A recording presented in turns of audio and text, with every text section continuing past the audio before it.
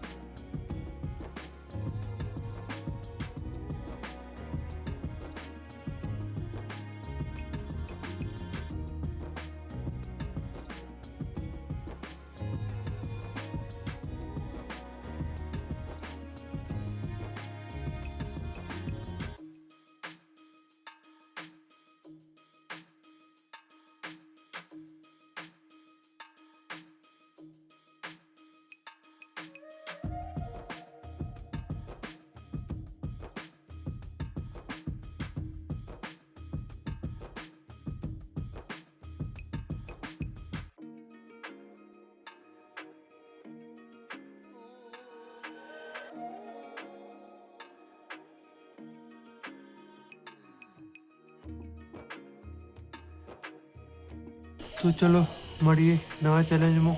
Jay Hind, Jay Bharat.